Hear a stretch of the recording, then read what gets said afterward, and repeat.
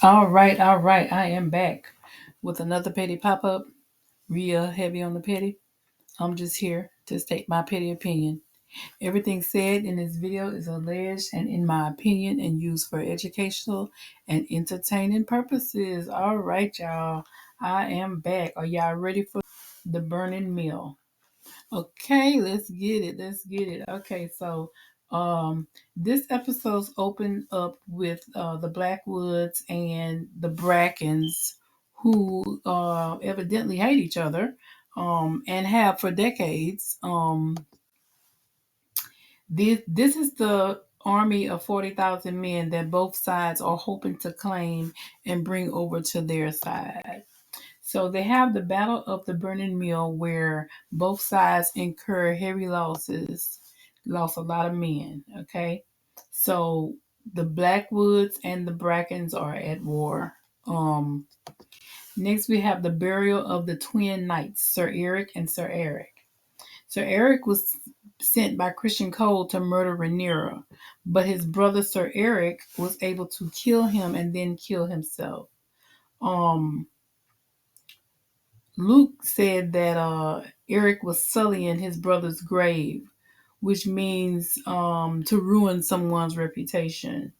Um, Jace was like, "What you gonna do? Like, what about those who sent him?" Rhaenyra doesn't really answer him, and Jace kind of hoffs off. Um, Rhaenys was present, and she said that. So I think Rhaenys rightly sussed out that Otto Hightower couldn't still be advising Aegon because he would never have allowed this to happen. She says that hotter blood has prevailed, which means like the young men, they want blood. So she was saying that soon, people won't even remember what happened. How did this war get started in the first place? So Rhaenyra was like, "That's easy enough. They usurped my throne." And Rhaenys was like, "That's one answer, but it could have been when the child was beheaded, or was it when Aemon killed Luke, or was it when Luke took Aemon's eye?" She said, "When the desire to kill and burn takes over, all reason is forgotten." But she was thinking that there may be another way. Um, she said that there's no war so hateful to the gods as a war between kin, and no war so bloody as a war between dragons. Rhaenyra said that Alicent sent a raven, but she didn't want to hear what she had to say. She didn't even read it. And Rhaenys was trying to advise Rhaenyra, but I think this is a little bit of a mistake because Alicent, um, I think she's kind of power hungry. She is a social climber like her father, who her father basically put her in the king's bed when his wife died. So at the end of the day, keeping one of her sons on the throne keeps her in power where she wants to be. She chose them over Rhaenyra when her and her scheming father usurped the throne. So I think it's an error on Rhaenys' part to think that Alicent will do anything to help Rhaenyra get on the throne when she jockeyed so hard for position to be where she is. I think she's overestimating that either one of their influence because Rhaenyra council is giving her hell, and Alicent own sons trying to exclude her altogether.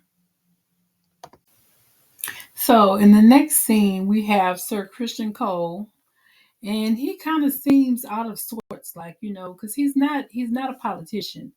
I don't think he really know what he's getting his in the hallway to the council meeting. He passes some new knights that are kind of lazing around, sitting down on the job, so to speak, and he don't really like it. So as soon as he gets in the council meeting, he asks Aegon, did he replace some of the King's Guard?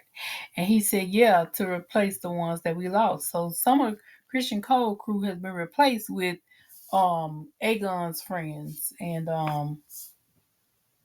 Lord Jasper said, yeah, we lost one needlessly, some might say, speaking about Sir Eric.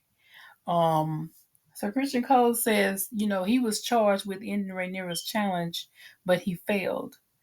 So Alicent speaks up and says, yeah, because the scheme was rash, too quick, or it means like without due consideration. So Christian Cole shoots back and say, well, we can't all hide in our castles and wait on the war to come to us. Alicent said, as it surely will. So Aemon says, as it surely has, because the Brackens took it upon themselves to attack the Blackwoods, and Lord Samuel Blackwood himself was slain. So Aegon said, good, first blood in our name. Aegon is an idiot, y'all. He's just an idiot. Sir Tylen said both sides took heavy losses. I don't think we can call this a victory. So Aegon was like, I call it a war. So what are we gonna do about it? They go back and forth trying to talk about how they should move forward, and Alicent gets frustrated because they just bickering like little women. She was like, "This council needs to get it together because as of lately, it's no use. Y'all just all y'all want to do is argue." So Christian Cole interjects and says, the riverlands are the key to the war. Harrenhal is the key to the riverlands, and he gonna take some men, turn the houses that declare for Rhaenyra to their cause, and enlist the Brackens and subdue the riverlands and take Harrenhal. That's a tall order to say you're gonna do all that by yourself with no opposition. But anyway, um, so Aegon was like, well, will you take Aemon and Vhagar? He's like, no, Vhagar gonna stay and protect the city. So Aegon says, I'll come too with Sunfire. So Christian Cole said he didn't want to draw attention. That he said, well, what you gonna do if you encounter one of Rhaenyra's dragons? And he was like, well, they're more apt to draw attention if they have a dragon too. That's why they wanted to leave Vhagar and the dragons at home. And Aemon interjected that we can't risk your loss. That's why you got to stay home. You can't go. But Aegon said, I'm just as fearsome as any of them. And Alicent had this look on her face like, are you serious? Like, is that what you're thinking about? Like, we over here trying to figure out what we gonna do, and you worried about what you looking like. He just real reckless. Aemon was bouncing that coin that he found on his fingers, looking like a psycho killer. And Alicent was like, you just as fearsome as everybody. Boy, you sound crazy. You are really psycho. I mean, you really don't have nothing upstairs. That's how she was looking at him. So Rhaenyra goes to see Mysaria after she heard that she came back to tell them about Sir Eric, and because she feels like that saved her life. And Mysaria is expecting a reward, so she asks for a place at court.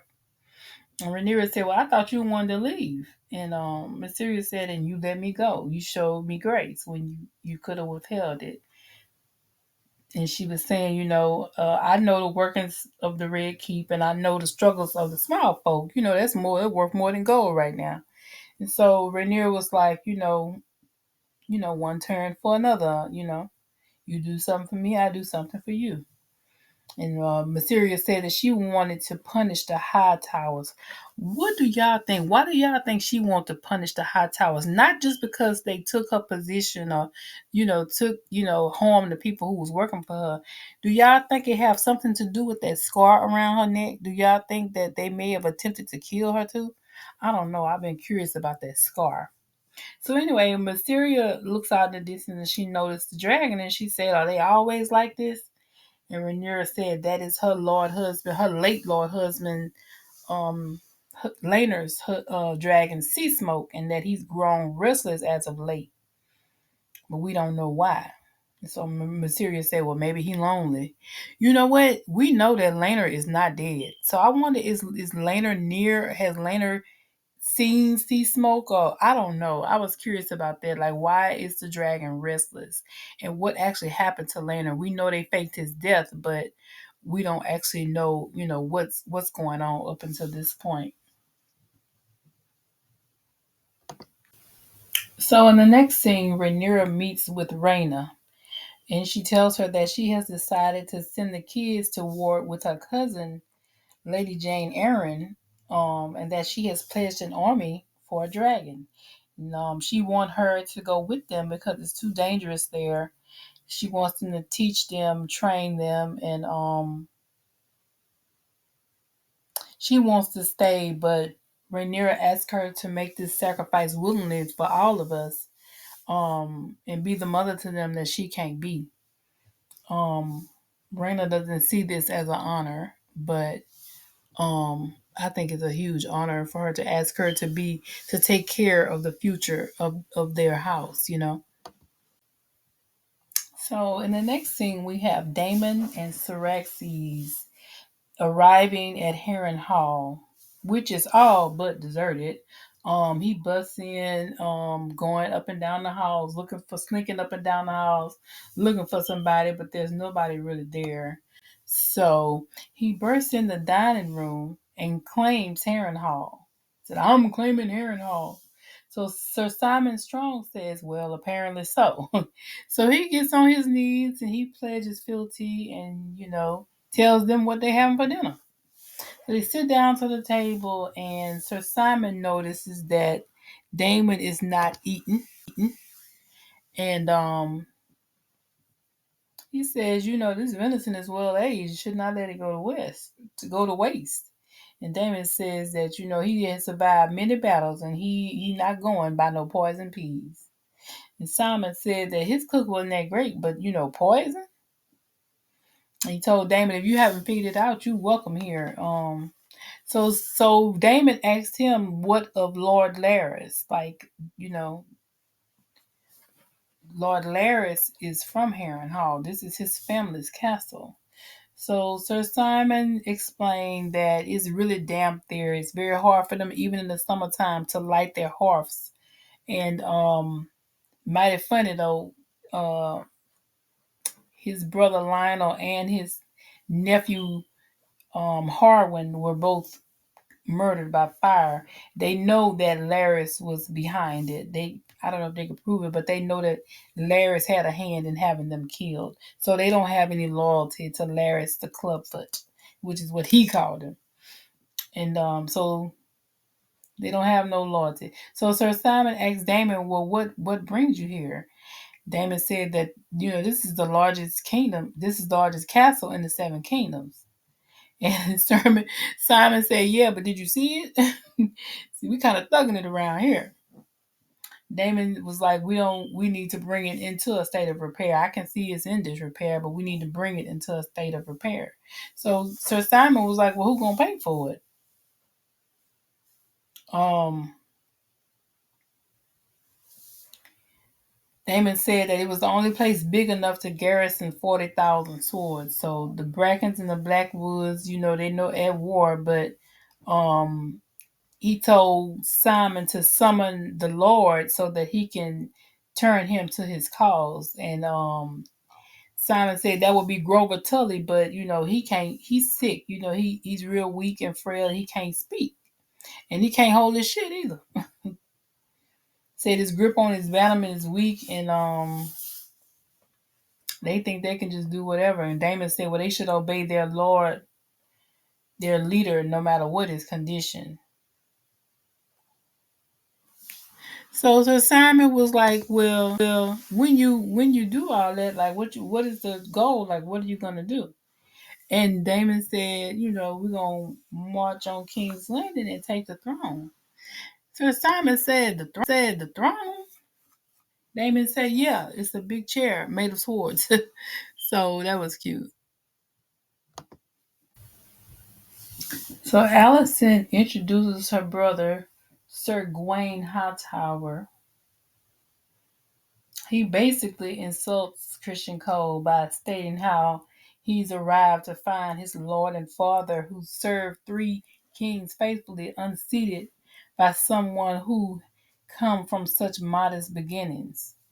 And Allison was saying he has agreed to accompany you into battle, and Christian Cole was like, "Nah, we full." And Allison said, "Well, now you're gonna be fuller." Then he insulted him by saying, he was delighted to ride with a Dornishman, no less. So he kind of, made a little crack at his ethnicity. Kind of like a little shit. So they ride off. Y'all, why is the rat catcher still hanging? I mean, the crows eating good around them parts, okay? That damn Aegon is diabolical.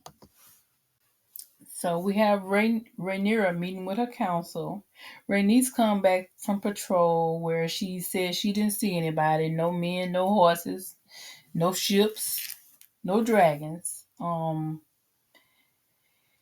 They were saying they still haven't had any word from Daemon, but one of the lords was saying that Rhaenyra needs to send the dragons out.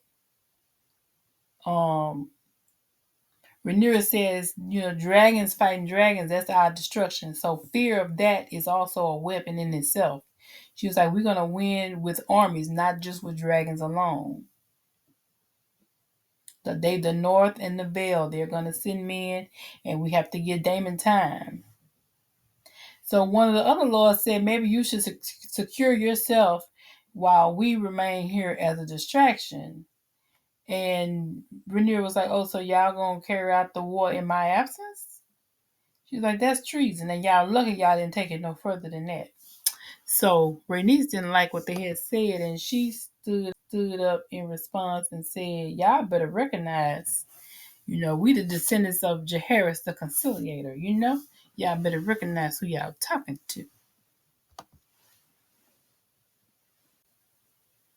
All right, so the next scene we have Rhaenys visiting Corlys at work. She brought him some food to eat. Corlys asks, how are the dithers of Dragonstone? A ditherer is a person who finds it hard to make a decision. Rhaenys said that she has a wayward counsel, so she's going to have a hard task. She's going to need your help sooner than later. And she also told him that she bid farewell to Rhaena before she came there. And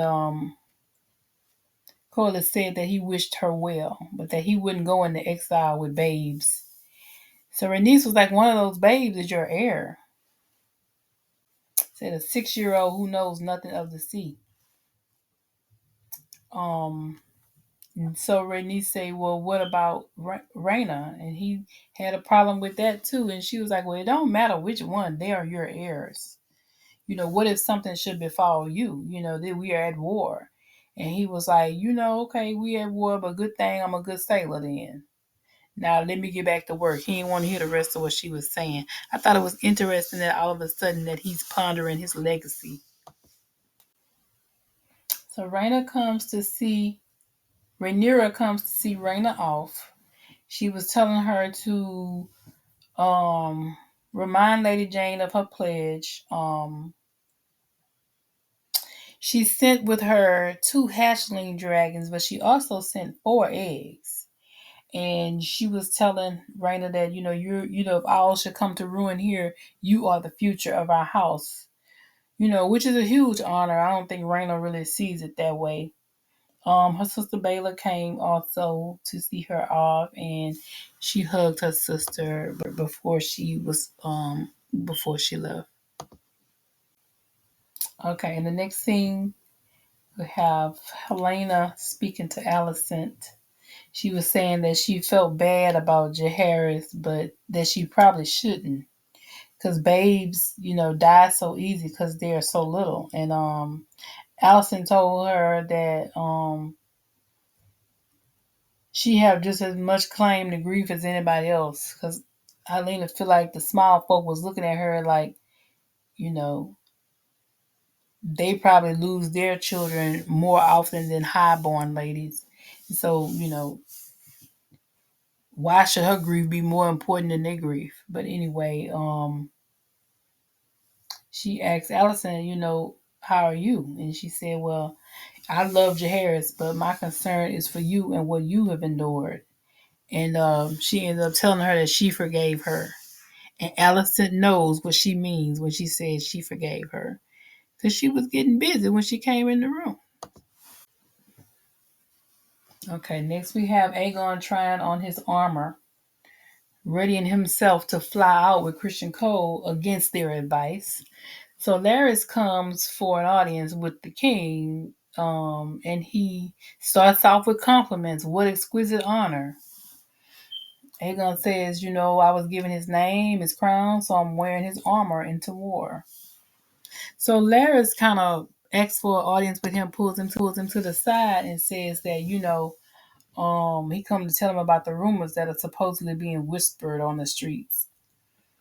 One is that the king flies into battle in his wisdom and courage, and the other is that he going to war so that Alicent can reign in his absence and with Aemon at her side. So Aegon says, "Who spreads these lies?" Um, Larys told him, that don't matter. It's like weeds. They take over if they're not tended to. And he told him, well, you tend to it. He said that his father never had any use for a master of whispers, but that he found himself needing one. And Larry said, you honor me by asking me to be your master of whispers. So Larry's with all the groveling and all the butt kissing, he finally got what he wanted. So the Kingsguard asked him, did the king want them to escort him to the dragon pit? And so he thought better of it and said, on second thought, I don't think I'm going. So they was like, yeah, it's probably better that you don't go. Now he didn't change his mind about going. So they tell him, you can come out with us. They're gonna bed a virgin. They have a new squire that's never slept with a woman. And so Aegon reminds them, you're sworn to chastity now. And they start laughing till they realize that he's not playing.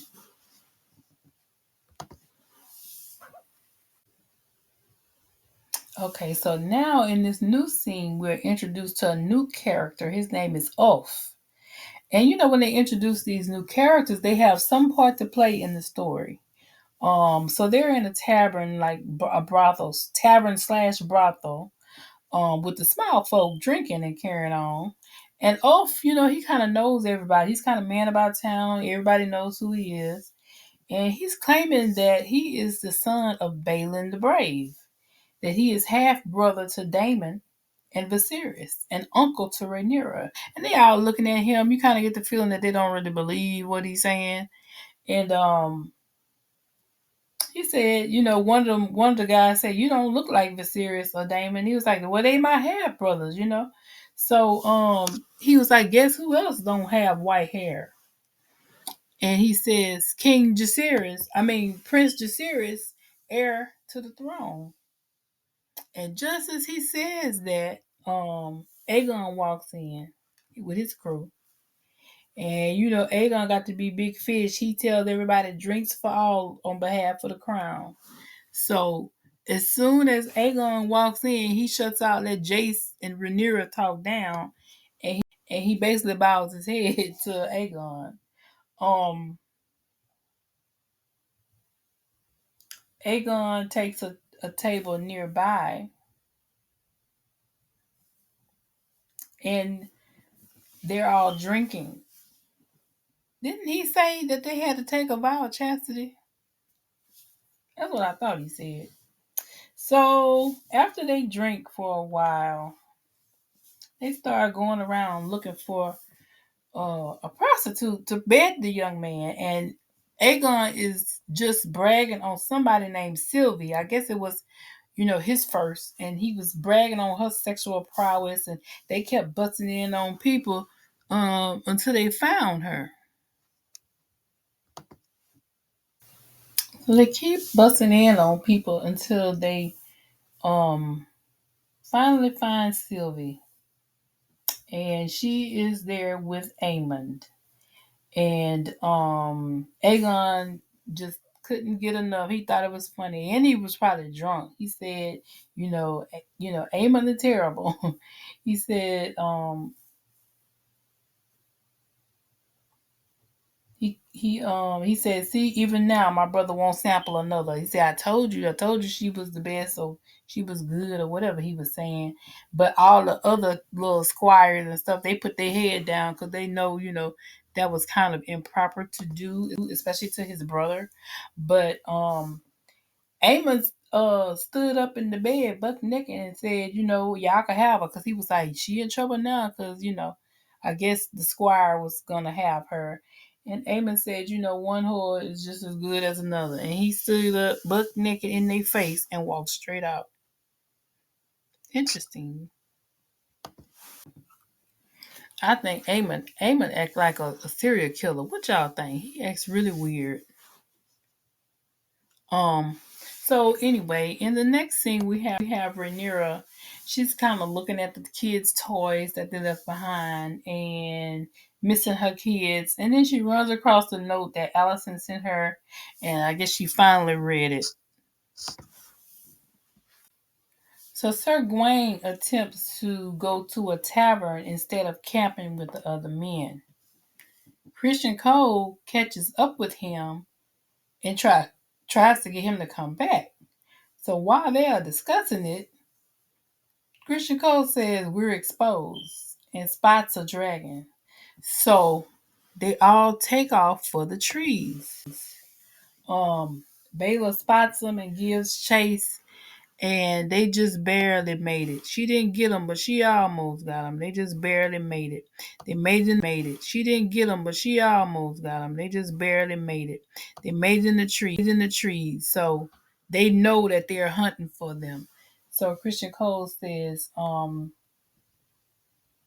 starting now, we are only going to move under cover of night, and we're going to move through the trees. Um, and he just looks at Sir Gawain and said, "Ain't nobody going to no ends." Um, that was interesting. So Baylor reports back to Dragonstone and informs that she saw Christian Cole and half a dozen other knights that were perhaps like a scouting party. And Rhaenyra asked if she was sure from such a great height, and Baylor said it wasn't such a great height. She's like, "You said don't engage." I didn't really. So the council suggests that she loose the dragons and root out Cole and burn him. But Rhaenyra still wasn't keen to act. She said that she would consider their arguments.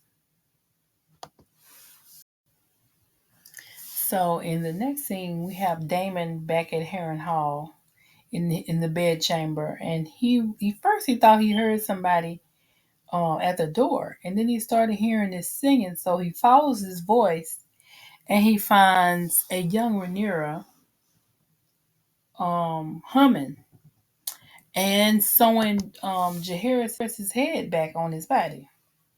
And she said, "Always coming and going, and I have to clean up afterwards." And he kind of blinks out of it like he was in a dream. And then the witch appears and she says, "You will die in this place." It's kind of like he had a dream where like you can't really tell what's real and what's not. So I don't know if something mental is going on with Daemon, but I know Harrenhal is cursed. So Rhaenyra goes to see Mysaria again. So she asks her, what does she know about Alicent Hightower's movements? So Mysaria's like, do you want to take her hostage? Do you want to kill her? And Rhaenyra's like, I want to speak to her. Mysaria's like, it'll be easier to kill her. So Rhaenyra was like, look, if I'm going to avoid war, I'm going to try to avoid war if I possibly can. I think she wants the same thing. She had finally read that note where she had expressed remorse, and so Mysaria was like,